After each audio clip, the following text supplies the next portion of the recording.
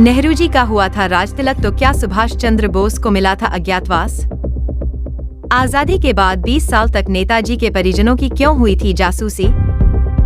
23 जनवरी को नेता सुभाष चंद्र बोस की जयंती के अवसर पर हमें यह जानना जरूरी है कि जब 18 अगस्त 1945 में एक हवाई जहाज दुर्घटना में नेताजी की मृत्यु मान ली गई थी, तो आजादी के 20 साल बाद तक नेताजी के परिजनों की जासूसी नेहरू सरकार द्वारा क्यों कराई गई? क्या कारण है कि नेताजी की मौत की जांच हेतु कई जांच आयोग बनाए गए?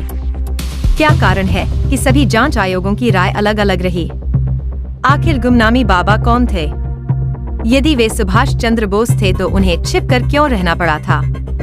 इस ऐतिहासिक रहस्य पर अपना विश्लेषण लिखते हुए समाजसेवी पत्रकार डीपी गुप्ता एडवोकेट ने कहा कि ऐसा क्या कारण है कि आज भी नेताजी की मृत्यु को लेकर एक संशय बना हुआ है, क्योंकि जब देशवासियों ने नेताजी की मृत्यु स्वीकार कर ली थी तो सन 1955 में शहनाज कमेटी बनाकर नेताजी की मृत्यु की जांच क्यों की गई थी?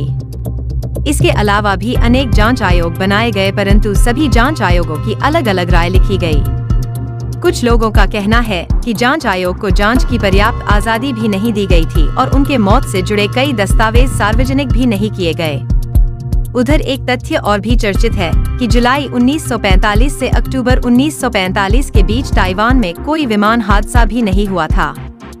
ऐसा भी तथ्य चर्चित है कि तत्कालीन डॉक्टरों ने भी किसी ऐसे मरीज की तस्दीक नहीं की थी जिससे साबित हो सके कि उन्होंने नेता सुभाष चंद्र बोस का इलाज किया था। कुछ लोगों का कहना है कि नेताजी उस प्लेन में सवार भी नहीं हुए थे।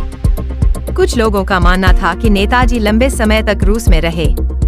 इतनी सारी विरोधाभासी बातों और उधर गुमनामी बाबा का होना ही नेताजी की मृत्यु को वैसे ही संदिग्ध बनाती है, परंतु हद तो तब हो गई कि जब ये पता चला कि तत्कालीन सरकार ने 1948 से लेकर 1968 तक 20 साल तक नेताजी के परिजनों की जासूसी करवाई थी।